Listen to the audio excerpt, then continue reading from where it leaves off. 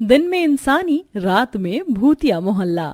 माँ, मुझे भूख लगी है। मुझे खाना चाहिए माँ। अरुण बेटा, रोते नहीं। तुझे पता है ना, हमें खाना रात के समय ही मिलता है। रात तक सब्र कर ले बेटा, हमारे इस मोहल्ले में कहीं ना कहीं से खाना जरूर आ जाएगा। नहीं, मुझे अभी खाना चाहिए। तभी एक बूढ़ी महिला वहां आती है।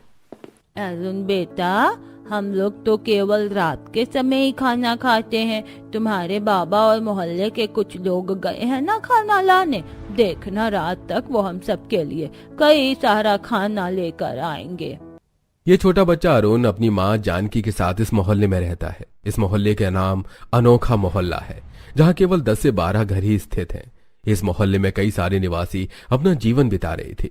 यहाँ से थोड़ी दूरी पर ही एक मोनपुर गांव है, जहाँ कई सारे निवासी अपना जीवन बिता रहे थे। थोड़े समय बाद इस अनोखे मोहल्ले के गेट के बाहर एक सड़क है जो शहर और गांव की ओर जाती है। तभी दूर सामने इसी सड़क से एक कार तेज रफ्तार से चलते हुए आ रही थी। 4 घंटे से मैं गाड़ी चला रहा हूँ, पर यह अतुल का शहर आ ही नहीं रहा है। रोहन, तुमने गाड़ी इस रास्ते से क्यों ले ली? हम हाईवे से डायरेक्ट जा सकते थे ना। निशा मैप के अनुसार ये रास्ता शॉर्टकट है, हम इस रास्ते से जल्दी पूना पहुंच जाएंगे। पता नहीं अतुल भी क्यों इतनी दूर पूना शहर चला गया। उसकी शादी के लिए हमें इतनी दूर जाना पड़ रहा है यार। क्या करें भाई, अब दोस्त की शादी है तो जाना तो पड़ेगा ही ना। यह है रोहन, जो शहर का निवासी है। रोहन अपने इन दोस्तों के साथ पूना शहर अपने एक दोस्त की शादी में जा रहा है। रोहन के साथ महेश, अजीत, निशा, रिया और पायल ये सब हैं। तभी रोहन की कार जैसे ही उस अनोखे मोहल्ले के करीब आती है, तभी अचानक कार रुक जाती है। अबे वो कार क्यों रोक दी? रोहन, पहले ही हमें लेट हो रहा है। अरे कार चालू नहीं हो रही है। तभी सारे दोस्त कार से बाहर निकलते हैं और रोहन कार को चेक करता है तो कार का इंजन पूरी तरह से जल चुका था। अरे यार, इस इंजन को तो अभी अभी चलना था। सबने पहले ही कहा था तुमसे रोहन कि इस रास्ते से मत चलो।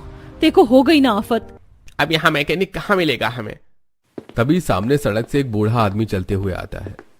सुनिए अंकल जी, यहाँ कोई मैकेनिक मिलेगा?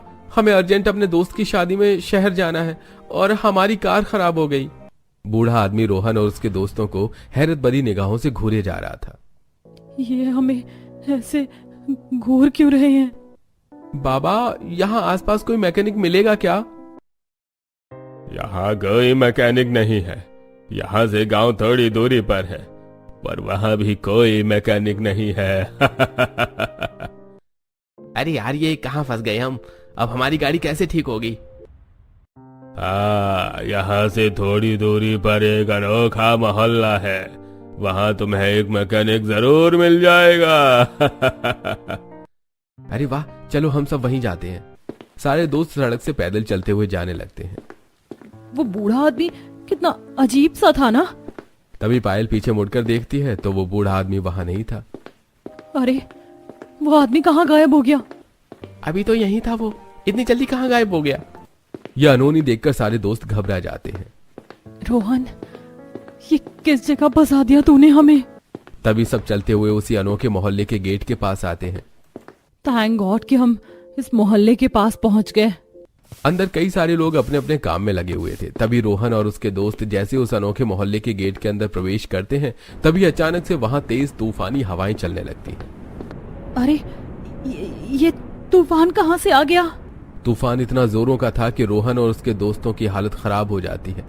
तभी तूफान अचानक से थम जाता है। शुक्र है ये तूफान थम गया। तभी रोहन और सब सामने देखते हैं तो इस अनोखे मोहल्ले के निवासी रोहन और उसके दोस्त को हैरत भरी निगाहों से घूरे जा रहे थे। और वो बच्चा अरुण रोहन और उसके दोस्तों को देखकर जोर जोर से तालियां बजा रहा था। अरे, ये लोग हमें ऐसे घूर क्यों रहे हैं? और ये बच्चा हमें देखकर इतना खुश क्यों हो रहा है? मुझे तो ये इलाका ही ठीक नहीं लगता। गाइस, हम चलते हैं यहाँ से। डरो मत, ये सब लोग गांव के निवासी हैं और हम शहर के निवासी हैं, इसलिए हम सबको ऐसे हैरत भरी निगाहों से देख रहे हैं। चलो हम किसी से मैकेनिक का पता पूछते हैं। रोहन और सब अरुण और उसकी माँ जानकी के पास आते हैं। सुनिए बहन जी, यहाँ कोई मैकेनिक मिलेगा? हमारी कार खराब हो गई है। हाँ, यहाँ एक मैकेनिक है, पर वो रात को ही यहाँ आता है। रात में क्यों? उसकी दुकान शहर में है ना साहब, तो रात में ही वो यहाँ अपने घर आता है। अरे यार, अब रात तक हम यहाँ क्या करेंगे? तभी उस मोहल्ले के सारे निवासी वहां आते हैं। बेटा तुम लोग रात तक हमारे घर रुक जाओ। हाँ हाँ चलो, तुम सब काफी थक भी चुके हो तो तुम हमारे घर चलकर आराम कर लो। नहीं नहीं, तुम सब हमारे घर चलो, हम तुम्हें बढ़िया सा खाना खिलाएंगे। सारे लोग रोहन और उसके दोस्तों को अपने अपने घर चलने की बात कहते हैं। ये लोग कितने अच्छे हैं ना, ये हमें जानते भी नहीं है फिर भी हमारे प्रति ये कितना अपनापन जता रहे हैं। गांव के निवासी ऐसे ही होते हैं निशा। तभी इस मोहल्ले के सारे निवासी रोहन और उसके दोस्तों को एक सुंदर से कमरे में लेकर आते हैं। आप सब यहाँ आराम कीजिए, आपकी थकान भी दूर हो जाएगी। सब वहां से चले जाते हैं। अरे इन गांव वालों का प्रेम देखकर तो आंखें भर आई यार। चलो सब आराम करते हैं। तभी कमरे में अरुण आता है। अरुण के हाथ में एक बड़ी सी थाली थी और उस थाली के ऊपर एक लाल कपड़ा ढका हुआ था। माँ ने आपके लिए खाना भेजा है। अपनी माँ को हमारी ओर से धन्यवाद कहना बेटा। ये तो हमारा फर्ज है, हम आपकी सेवा करेंगे तभी तो हमें अच्छा मेवा मिलेगा। कितना प्यारा बच्चा है ये। अरुण कपड़े से ढकी वो बड़ी सी थाली टेबल पर रखकर वहां से चला जाता है। बहुत जोरों की भूख लगी है यार, चलो खाना खाते हैं। तभी रोहन जैसे ही उस थाली के ऊपर से कपड़ा हटाता है तो उस थाली के अंदर इंसानों के कटे हुए कई सारे हाथ रखे हुए थे। यह देखकर रोहन और उसके दोस्तों की आंखें फटी की फटी रह जाती हैं। ये तो इंसानों के कटे हुए हाथ हैं। वो बच्चा हमें इंसानों के कटे हुए हाथ देकर चला गया। रोहन और उसके दोस्त काफी डर जाते हैं। तभी जानकी वहां आती है। अरे ये अरुण भी ना, साहब डरिए मत, ये सारे हाथ नकली हैं। क्या नकली है? वो क्या है ना साहब, हमारे इस मोहल्ले में रात के समय चोर आते हैं, इसलिए हम सब अपने घरों के आंगन में इन नकली इंसानों के हाथ रखते हैं ताकि चोर इन्हें देखकर डर जाएं और यहाँ से भाग जाएं। तुम्हारे इन नकली हाथों ने तो हमारी जान ही निकाल दी थी। हम सब कितना डर गए थे। अगर हमें कुछ हो जाता तो। हाँ। मेरे बच्चे को क्षमा कर दीजिए, अब वो ऐसा नहीं करेगा। तभी जानकी वो सारे हाथ लेकर वहां से चली जाती है। तभी रोहन और सब सो जाते हैं। थोड़े समय बाद जब रोहन और सबकी आंख खुलती है तो वो जिस कमरे में थे वो कमरा अचानक से एक खौफनाक खंडहर कमरा बन चुका था। ये कहाँ आ गए हम? अरे ये तो खंडहर है। ये तो वही सुंदर सा कमरा है जिसमें हम आए थे, पर ये खंडहर कैसे बन गया? ये अनहोनी देखकर रोहन और उसके दोस्तों के होश उड़ जाते हैं। तभी सब बाहर आते हैं और बाहर अंधेरा हो चुका था और दिन में सुंदर सा दिखने वाला ये मोहल्ला अचानक से खौफनाक खंडहर बन चुका था। यहाँ कोई नहीं था, चारों ओर भयानक सन्नाटा छाया हुआ था। ये जगह इतनी खतरनाक खंडहर कैसे बन गई? ये कुत्ते इतनी भयानक तरीके से क्यों रो रहे हैं? मुझे बहुत डर लग रहा है दोस्तों। इस मोहल्ले के सारे लोग अचानक कहाँ गायब हो गए और ये जगह इतनी डरावनी कैसे बन गई? तभी सबको एक खंडहर घर के अंदर से कुछ लोगों के हंसने की आवाज आती है। आवाज उस घर से आ रही है। तभी रोहन और उसके दोस्त डरते डरते सामने एक खंडहर घर के अंदर जाते हैं तो अंदर अरुण और सारे मोहल्ले के निवासी बैठे आपस में हंसी मजाक कर रहे थे। अरे ये लोग इस खंडहर में बैठकर हंसी मजाक क्यों कर रहे हैं? तभी जानकी और सब रोहन और उसके दोस्तों को देखकर जोर जोर से हंसने लगते हैं। आप लोग हमें देखकर ऐसे हंस क्यों रहे हो? ये सब क्या है? ये जगह अचानक खंडहर और इतनी भयानक कैसे बन गई? तभी जानकी और इस मोहल्ले के सारे निवासी भयानक भूत चुड़ैल बन जाते हैं। ये सब तो भूत है। हाँ, हम सारे मोहल्ले वाले भयानक भूत और चुड़ैले हैं। अरे भागो यहाँ से। सब दौड़ते हुए इस अनोखे मोहल्ले के गेट के पास आते हैं। वो गेट खुला हुआ था पर जैसे ही वो गेट के बाहर जाने लगते हैं वो अचानक से रुक जाते हैं। ये क्या हो रहा है? हम इस गेट के बाहर क्यों नहीं जा पा रहे हैं? तभी पीछे वही सारे भयानक भूत और चुड़ैल आकर खड़े हो जाते हैं। एक बार तो इंसान हमारे इस भूतिया मोहल्ले में आ जाता है, वो यहाँ से जिंदा वापस नहीं जाता। अरे बाप रे, इस मोहल्ले में मेरी शादी होने वाली है और ये सारे प्रेत मेरे बाराती हैं। अब हम तुम्हें भी अपनी तरह भूत बनाकर तुम्हें मेरे बाराती बना देंगे। फिर क्या था, सारे चुड़ैल और भूत रोहन और उसके दोस्तों को मार देते हैं। अगले दिन सवेरे यह अनोखा मोहल्ला फिर से पहले की तरह नॉर्मल हो जाता है। सारे प्रेत फिर से इंसानी रूप में आ जाते हैं और सारे घर भी खंडर से नॉर्मल घर बन जाते हैं। इधर सड़क पर एक बस में कई सारे लोग बैठे थे। उस बस में एक दूल्हा दुल्हन नेहा अनुज थे। बाबा, ड्राइवर को बोल दीजिए कि आगे कोई ढाबा होगा तो बस रोक दे। इस बस में अनुज की बारात उसकी दुल्हन को विदा करके अनुज के घर ले जा रहे थे। तभी बस का ड्राइवर बस को मोहनपुर गांव के रास्ते की ओर ले जाता है। किसी से पूछ लेता हूँ कि यह रास्ता मोहनपुर गांव से होकर जाता है कि नहीं। तभी ड्राइवर बस रोक देता है तो सामने एक खेत में एक मजदूर महिला और एक आदमी काम कर रहे थे। अरे सुनो भाई, यह रास्ता मोहनपुर गांव होकर जाता है ना? साहब, इस रास्ते से मत जाइए, ये रास्ता बहुत खतरनाक है, आप हाईवे से होकर जाइए। अरे तुम बस इतना बताओ कि यह रास्ता मोहनपुर से होकर जाता है या नहीं? हाँ साहब। तभी ड्राइवर बस को मोहनपुर गांव की सड़क से ले जाने लगता है तो अनुज का पिता पीयूष ड्राइवर से कहता है, ड्राइवर, ये किस रास्ते से ले जा रहे हो तुम? साहब, ये शॉर्टकट रास्ता है, इस रास्ते से हमें ट्रैफिक भी नहीं मिलेगा और हम जल्दी घर पहुंच जाएंगे। तभी बस जैसे ही उस अनोखे मोहल्ले के करीब आती है तो अचानक से बस खराब हो जाती है और सारे लोग बस से बाहर निकल जाते हैं। अब यहां मैकेनिक कहां मिलेगा? तभी वहां निशा और रोहन आते हैं जो अब भूत बन चुके थे। दोनों आम इंसान के रूप में थे। अरे क्या हुआ भाई, बस खराब हो गई? हाँ, यहाँ कोई मैकेनिक मिलेगा? अरे लगता है आप दोनों की अभी शादी हुई है। देखिए यहाँ तो कोई मैकेनिक नहीं मिलेगा। यही पास में एक अनोखा मोहल्ला है, आप सब वहां चलकर आराम कीजिए। वहां एक मैकेनिक रहता है जो रात को आता है, वो आएगा तो वो आपकी बस ठीक कर देगा।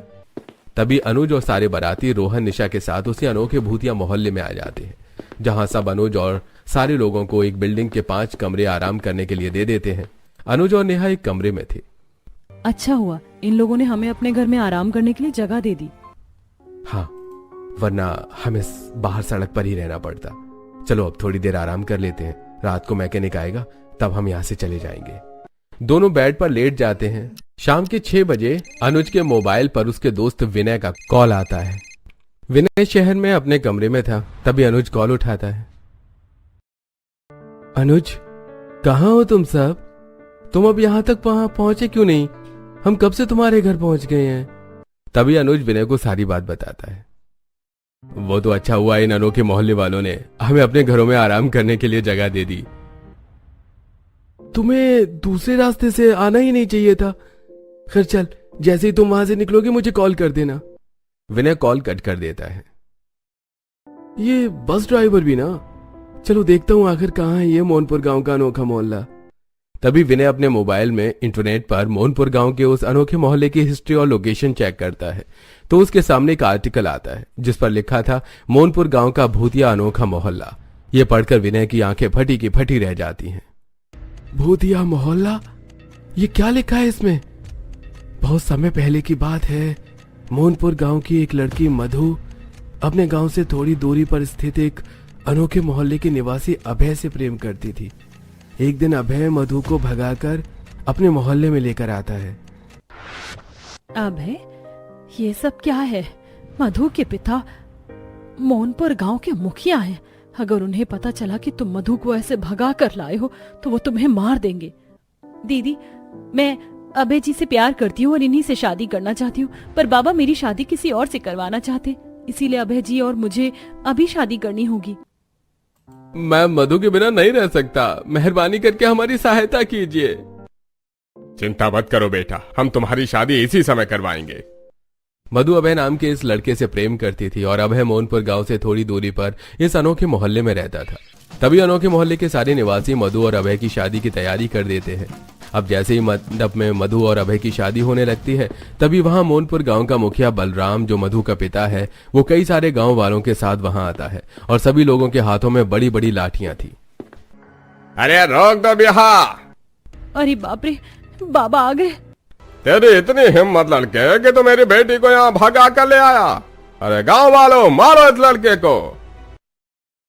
अभय को हाथ लगाने से पहले तुम्हें हमसे निपटना होगा। अरे गांव वालों, इन सारे लोगों को घरों में बंद कर दो। सभी वहां लोगों में हाथापाई शुरू हो जाती है और बलराम के सारे आदमी इस मोहल्ले के सारे निवासियों को उनके घरों में बंद कर देते हैं और सारे घरों को आग लगा देते हैं। इस अभय को भी आग में फेंक दो। तभी बलराम के आदमी जैसे अभय को आग में फेंकते हैं तो मधु भी उसके साथ आग में कूद जाती है और इस अनोखे मोहल्ले के सारे निवासी आग में जलकर मर जाते हैं। उसके बाद से यहाँ के सारे निवासी आग में जलकर मरने की वजह से भयानक भूत चुड़ैल बन जाते हैं, जिसके बाद ये सब दिन में आम इंसानों की तरह इस मोहल्ले में रहते हैं और रात को अपने असली भूतिया रूप में आकर बाहर से आए लोगों को मारते जाते हैं। अरे बाप रे, अनुज और सब किस भयानक जगह पर अटक गए। मुझे अनुज को तुरंत इस अनोखे भूतिया मोहल्ले की सच्चाई बतानी होगी। विनय अनुज को कॉल करता है। इधर अनुज और नेहा उस कमरे में गहरी नींद में सोए हुए थे। अब विनय बार बार अनुज को कॉल करता रहता है। अनुज, मेरा फोन क्यों नहीं उठा रहा है? उन सब की जान खतरे में है। रात के 8 बजे अनुज और नेहा नींद से जागते हैं। तभी अनुज अपना मोबाइल देखता है। विनय के इतने सारे कॉल। तभी अनुज विनय को कॉल करता है तो विनय अनुज को उस भूतिया अनोखे मोहल्ले की सारी सच्चाई बताता है। क्या? हाँ भाई, तुम सब जल्दी वहां से निकलो। तभी इधर दूसरे कमरों में सारे चुड़ैल और भूत अनुज के परिवार वालों पर हमला कर देते हैं। सबकी चीखती दर्दनाक आवाजें सुनकर नेहा और अनुज कमरे में खड़े डर के मारे कांपने लगते हैं। ये कहां फंस गए हम? भगवान जी, हमें इन भूतों से बचा लीजिए। हमें मरना नहीं है, भगवान जी, हमें बचा लीजिए। अनुज जी डरिए मत। मेरे गले में ये जो धागा है ना, ये मुझे एक बहुत बड़े तांत्रिक बाबा ने दिया था।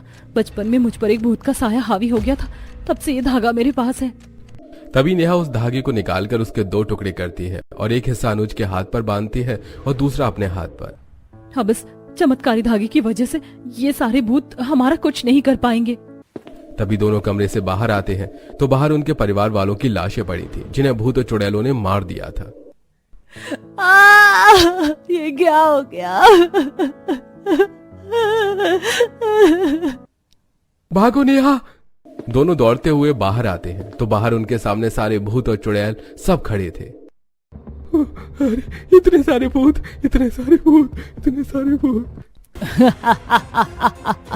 तुम्हारे साथियों को तो हमने मौत के मुंह में पहुंचा दिया है, अब तुम्हारी बारी है। तभी एक भूत जैसे ही दोनों पर हमला करता है तो उनके करीब आते ही वो भूत हवा में उड़कर दूर पीछे जा गिरता है। ये क्या हो रहा है? अनुज जी, इस चमत्कारी धागे की शक्ति से ये भूत हमारा कुछ नहीं कर पाएंगे। भागिए यहाँ से अनुज जी। तभी दोनों गेट की तरफ भागने लगते हैं और सारे भूत उनके पीछे भाग रहे थे।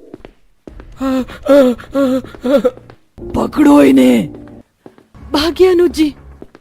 तभी दोनों जैसे ही गेट के करीब आते हैं तो एक भूत अनुज को एक लोहे की सरिया फेंक कर मारता है, जिसके बाद वो सरिया अनुज के पीठ में घुस जाती है और अनुज जैसे ही नीचे गिरता है तो उसके हाथ से वो चमत्कारी धागा खुलकर उड़ जाता है और नेहा गेट के बाहर निकल जाती है। अनुज जी, उठिए जल्दी, अनुज जी। तभी एक चुड़ैल अनुज का पैर पकड़ लेती है। अनुज जी। भागो भागो नेहा, यहाँ से भागो। तभी सारे भूत चुड़ैल अनुज को मार देते हैं।